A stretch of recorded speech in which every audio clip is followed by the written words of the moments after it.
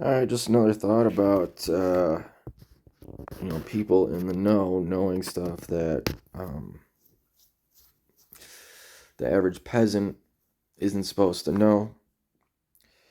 This doesn't prove anything in a court of law. I can't bring this into a court of law and say that we're living under a dome, but the idea of being under a dome, um, the firmament as described in the Bible, um, it's not a wacky, crazy new idea. So I presented this to a friend of mine, and I thought it was just funny that here I am, a flat earther, telling everybody that we live under a dome, and here comes Stephen King, and I've read this book, and it takes a negative spin. It's very chaotic. Everybody's angry at each other, and you have these very um, he writes it in a very Bafo Homo way where um, it's very angry and dark side, but it's the inverse of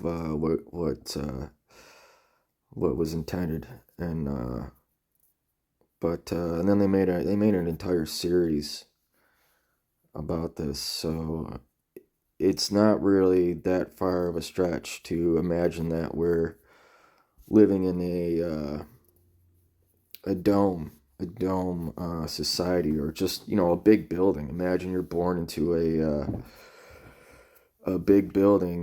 You think of like the super stadiums for football, the Superdome, and now imagine a dome, hundreds of miles big, um, and you were born under this dome, and they did everything they could to make you believe that you were on this floating space ball, either of which you can't get off or out. You can't get off a space ball unless you're a special astronaut, and even they don't go anywhere. These astronauts that are able to get off the ball, they don't go anywhere. As an astronaut, what do? Go up in the space station, which is only a couple hundred miles above the ground? How is that going to outer space? These people, these astronauts, they train, and they go nowhere.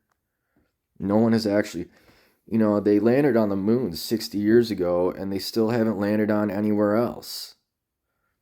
They should be, it should be Star Trek by now. You know what I'm saying? So, but a friend of mine got really triggered and was talking about how this author, um, who I think just got all his ideas from someone else, or maybe he used AI to write his novels. I don't think this AI thing is a new thing. I think it's been around for as long as we have. He said he didn't consider this author an authority on anything but um, you know this his type of style, and I presented the picture to him just to say, hey, look how funny this is, and he kind of got triggered, and I'm like, well, basing your opinion on someone else's authority is giving your authority away.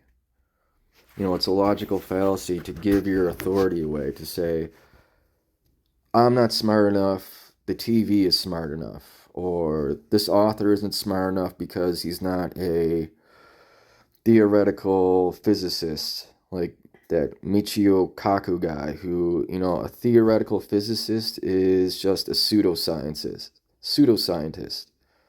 Anytime you hear the word theory, it's like I made this up. I have a theory why Santa Claus flies.